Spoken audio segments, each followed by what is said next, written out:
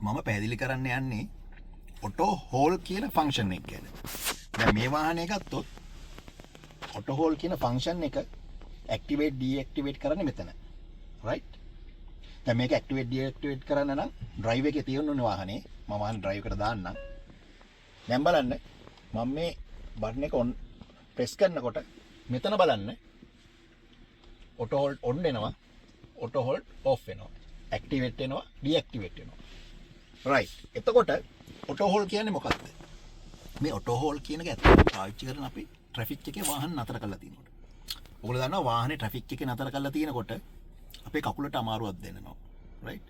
මේ auto hall function එකෙන් කරන්නේ ටෙම්පරරි වාහනේ බ්‍රේක් කරලා තියාගන්න එක. ඒ කියන්නේ වාහනේ අපි නැතුව වාහනේ බ්‍රේක් ඇප්ලයි කරලා තියෙනවා. රයිට්? අපිට වාහනේ බ්‍රේක් පැඩල් එක පාගගෙන ඉන්න ඕනේ නැහැ.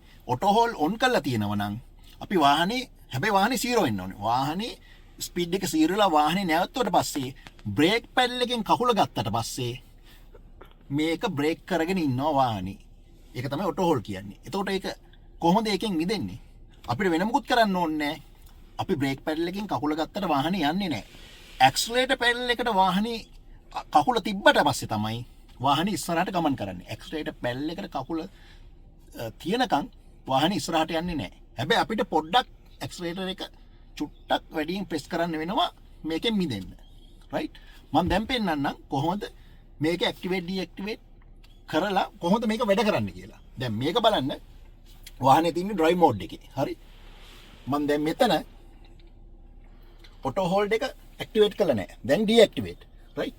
මම කකුල ගත්තොත් මොකද වෙන්නේ බලන්න. මම දැන් බ්‍රේක් පැඩල් එකෙන් කකුල ගන්නවා. රයිට්? බලන්න වාහනේ ඉස්සරහට යනවා. ඔයාලට පේනවද වාහනේ ඉස්සරහට යනවා? රයිට්? මම අය රිවර්ස් කරලා පෙන්නන්න. මම බ්‍රේක් පැඩල් එකෙන් කකුල ගත්තාම බලන්න වාහනේ මූව් වෙනවා.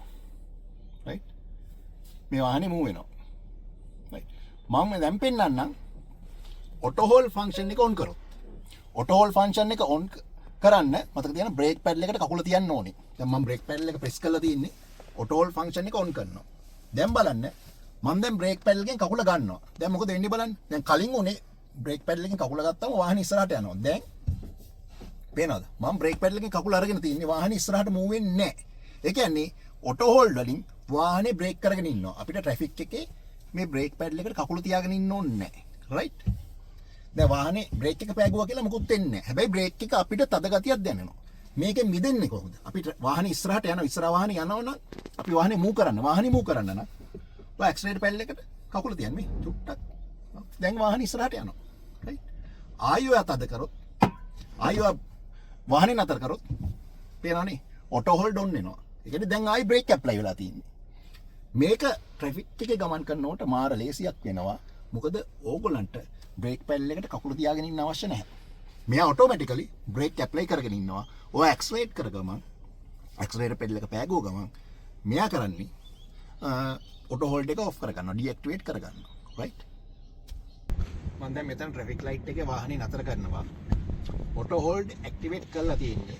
බලන්න මෙතන 0 වෙච්ච ගමන් ඔටෝ හෝල්ඩ් ඔන් වෙන්න ගන්නවා, ඇක්ටිවේට් වෙන්න ගන්නවා. දැන් වාහනේ නතර කරලා පේනවා. ඔටෝ හෝල්ඩ් කියන එක ඇක්ටිවේට් වුණා. දැන් වාහනේ යන්නේ නැහැ.